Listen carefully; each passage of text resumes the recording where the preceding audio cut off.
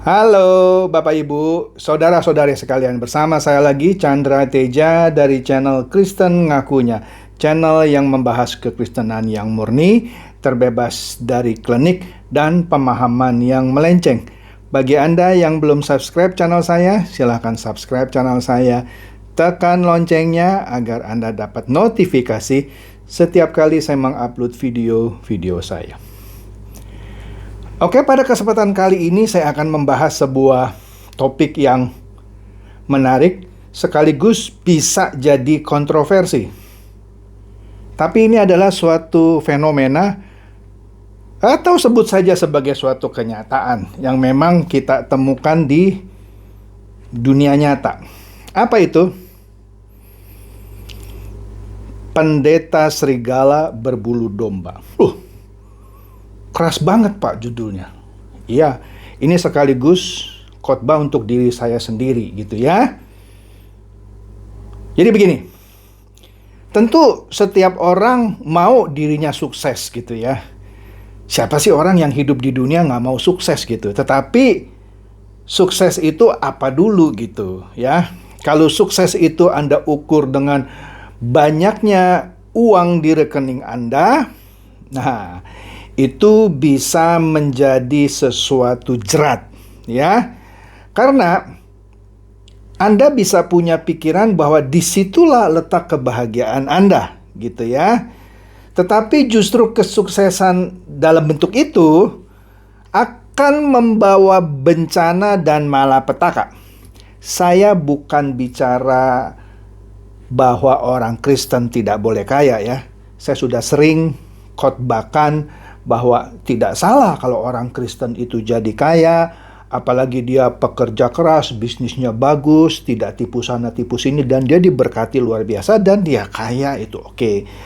Tetapi kalau dia mau jadi kaya, nah itulah sehingga segala macam cara dia lakukan untuk mencapai itu, mencapai kesuksesan dalam bentuk uang. Nah, oleh karena itu, ini semua harus dicamkan oleh para pemimpin. Baik itu pemimpin di dunia usaha, dunia sekuler, maupun pemimpin di bidang kerohanian, di gereja, ya kan?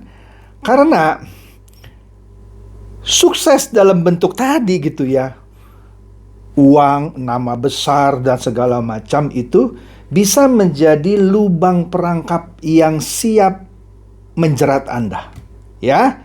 Nah, inilah yang sadar atau tidak sadar, suka atau tidak suka, kita lihat di kehidupan tidak sedikit gereja.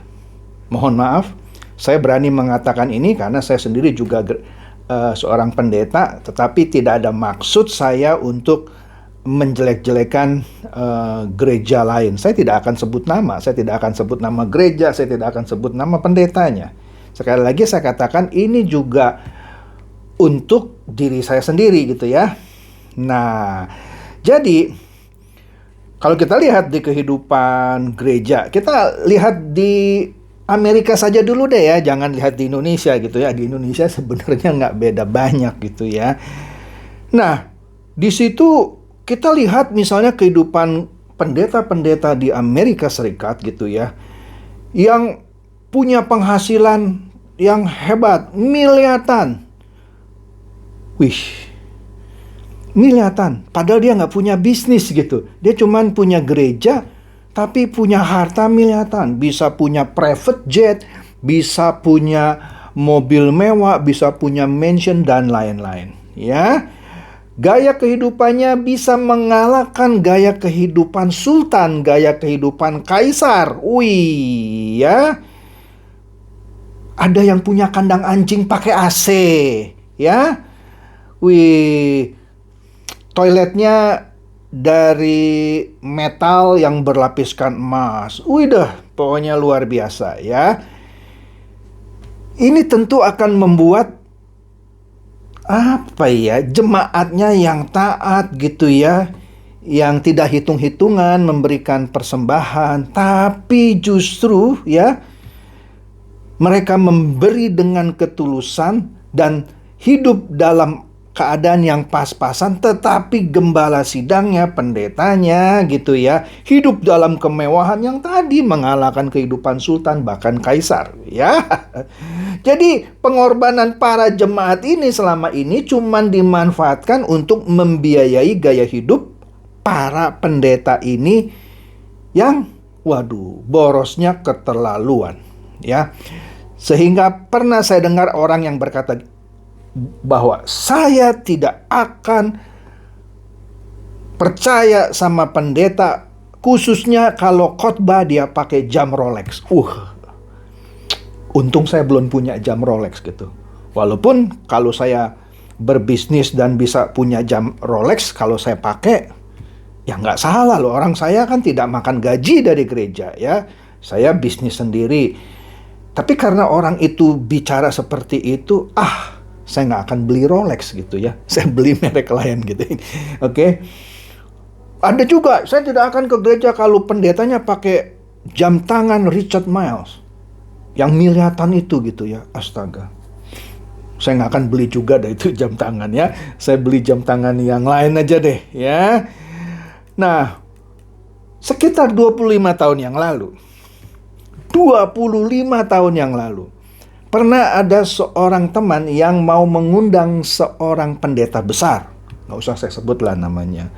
Anda pasti kenal lah. Dia bilang begini, gila. Kemarin aku minta waktunya, dia bilang suruh telepon sekretarisnya katanya. Aku telepon sekretarisnya bilang bisa, Bapak bisa pada hari itu untuk berkhotbah di rumah Ibu gitu ya. Tapi apakah Ibu tahu PK untuk Bapak, maksudnya Bapak pendeta itu, PK itu persembahan kasih ya bagi Anda yang gak familiar dengan PK. Amplop lah gitu. Waduh, saya nggak tahu kata ibu itu. Oke, Bapak itu PK-nya minimum 5 juta. Bayangkan 25 tahun yang lalu tarifnya minimum 5 juta. Astaga. Belum lagi saya dengar ini cerita, ini benar-benar cerita dari seorang pendeta juga ya. Yang mana sebelumnya dia punya jemaat yang bekas aktivis gereja lain gitu ya. Dia minta gembala sidangnya untuk memberkati rumahnya. Karena dia seorang aktivis, dia minta gembala sidangnya, Pak, saya pindahan, boleh dibantu untuk memberkati rumah saya? Oke, boleh. Setelah diberkati rumahnya, si aktivis ini memberikan PK, ya amplop lah gitu ya, kepada pendetanya. Kemudian apa yang dilakukan oleh pendetanya itu, dia ambil amplopnya, dia keplek-keplek ini. Karena amplopnya tipis. Sambil bilang, berapa nih? Aktivis itu berpikir pendeta ini sedang bercanda. Enggak, serius. Karena ternyata aktivis ini memberikan PK-nya itu tipis, hanya beberapa lembar uang yang merah itu. Padahal si gembala ini biasanya terima amplopnya tebal gitu. Waduh, itu membuat dia kecewa. Akhirnya dia putuskan untuk tidak bergereja di sana lagi. Nah, hal seperti ini sering kita temukan gitu ya. Nah, jadi kalau itu terjadi di dunia dagang, sekuler gitu ya, politik, ya, oke deh, walaupun itu juga nggak benar gitu ya. Tapi kalau itu, terjadi di kalangan orang-orang yang gitu ya, yang diidolakan sebagai pembesar rohani abad ini, wah itu sangat mengecewakan, ya. Nah, inilah kesuksesan yang menjebak, ya. Belum lagi kita dengar skandal-skandal yang menimpa banyak pendeta-pendeta. Ya, ada yang punya skandal pelecehan seksual terhadap jemaatnya yang di bawah umur, ada yang terlibat bahkan pembunuhan terhadap teman sepelayanannya. Padahal dia kalau di mimbar khotbahnya kasihilah musuhmu. Nah, ada juga pendeta yang khotbahnya kasihilah musuhmu, jangan simpan amarahmu melewati matahari terbenam, tapi dia ketika dia dikecewakan oleh pendeta lain, dia fitnah pendeta itu habis-habisan. Hari demi hari. Artinya sudah lewat dari matahari terbenam. Padahal Dia kalau khotbah jangan simpan amarahmu melewati matahari terbenam. Kan ada juga ayatnya ya. Tapi dia hari demi hari demi melampiaskan kekesalannya terhadap pendeta yang mengecewakannya, dia buat fitnah sebisa-bisanya atas pendeta itu. Waduh. Padahal kalau khotbahnya pinter banget gitu ya. Astaga. Nah, inilah ya yang kenyataan, mau dibilang apa gitu ya.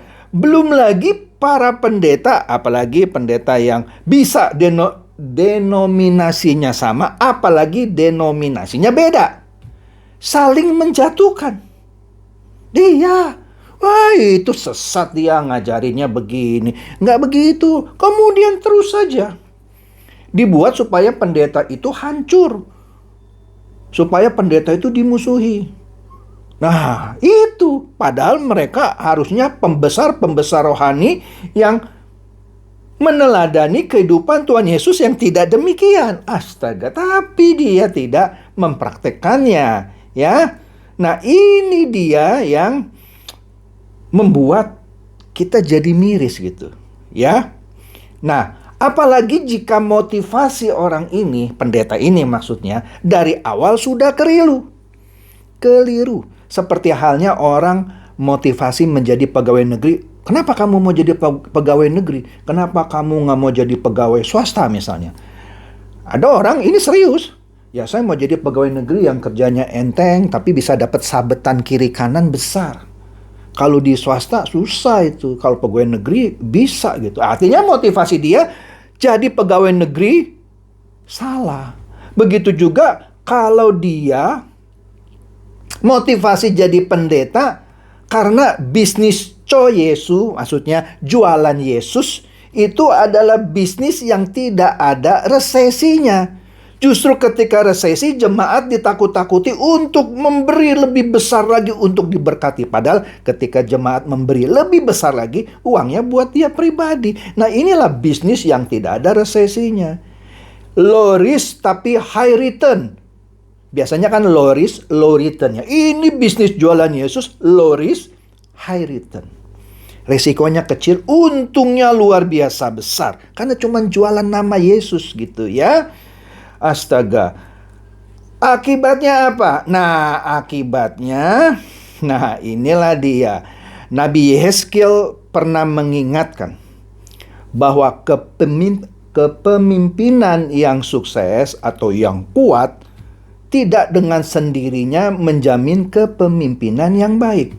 Ada gembala yang baik, ada gembala yang jahat. Ada pendeta yang baik, ada pendeta yang jahat. Oleh karena itu, hati-hatilah dalam memilih pemimpin rohani Anda. Nah, apa ciri gembala atau pendeta yang jahat itu menurut ukuran Allah? Ya bukan ukuran saya lah, ukuran Allah. Yaitu yang jahat ya. Gembala atau pendeta yang hanya menggembalakan dirinya sendiri. Pemimpin yang hanya memikirkan kepentingannya sendiri. Pemimpin yang hanya memikirkan perutnya sendiri. Sedangkan mengenai domba-dombanya yang seharusnya mereka gembalakan, ya, hanya diperas susunya gitu ya. Kemudian bulunya kalau kita anggap itu jemaatnya domba, cuma diambil untuk dibuat pakaiannya. Kemudian yang gembul-gembul gitu, yang gemuk-gemuk disembeli sama dia. Ya, tapi tidak digembalakan. Nah, inilah gembala-gembala yang jahat. Dombanya yang lemah tidak dia kuatkan. Yang sakit tidak diobati sama dia. Yang luka tidak dibalut sama dia. Astaga. Yang tersesat tidak dibawa pulang. Udah lalu sesat-sesat aja. Yang hilang tidak dicari sama dia. Melainkan diinjak-injak dengan kekerasan dan kekejaman. Dan biasanya dengan ancaman, kalau kamu tidak memberi, terkutuk kamu. Padahal ketika memberi, itu uang dipakai untuk pribadinya. Saya tidak bilang bahwa jemaat tidak perlu memberi ke gereja. Jemaat harus tetap memberi ke gereja, karena jika tidak memberi ke gereja, maka pekerjaan Tuhan tidak bisa jalan. Ya, oleh karena itu, kenalilah mana pemimpin atau pendeta atau gembala yang palsu, mana yang asli. Ya, itu tidak mudah. Sebab biasanya pemimpin yang palsu itu kelewat pintar. Pintar bicara, ya. Penuh dengan tipu muslihat. Dia sebenarnya serigala, tapi menyaru seperti domba. Ya. Waduh. Mereka itu ya, kata Tuhan Yesus, Mesias palsu. Dan nabi-nabi palsu. Dan mereka akan muncul memberikan tanda-tanda mujizat dengan maksud sekiranya mungkin menyesatkan orang pilihan. Hati-hatilah kamu, katanya ya. Aku sudah terlebih dahulu mengatakan semuanya ini kepadamu. Nah, Anda bisa baca itu di Markus 13 ayat 22 sampai 23. Iya, akan banyak Mesias-Mesias palsu, ya. Nah, oleh karena itu, tidak semua yang celing-celing berkilau gitu ya, itu emas. Ya, tidak semua pemimpin termasuk pemimpin rohani ya, yang kelihatannya hebat, penampilannya kinclong gitu ya, bicaranya ditata gitu ya, bahkan bisa membawa berkat gitu ya. Itu hebat, belum tentu. Ukurannya adalah buah yang dia hasilkan. Kalau Anda ketemu pendeta yang pintar khotbah, waduh, pokoknya shalom. Ya, saya bukan bilang pendeta nggak boleh ucapkan shalom. Ya, itu umum lah. Tapi kalau ngomongnya aja manis shalom gitu ya, tapi ujungnya kita sering dengar dia fitnah orang, menjelek-jelekan orang. Kalau bisa orang yang tidak disukainya itu hancur sehancur-hancurnya, itu buahnya itu bukan buah yang diinginkan oleh Tuhan. Dia tidak menghasilkan buah. Jadi, dengan kata lain, dari situ Anda sudah tahu mereka adalah serigala, tetapi berbulu domba. Oke? Itu aja deh. Entah kalau saya kepanjangan dibilang saya jelek-jelekin pendeta, padahal saya sendiri pendeta. Semoga ini mencerdaskan dan mencerahkan Anda semua. Silakan share video saya ini kepada teman-teman, sahabat, atau kerabat supaya mereka tambah cerdas dan tercerahkan. Seperti biasa, Shalom.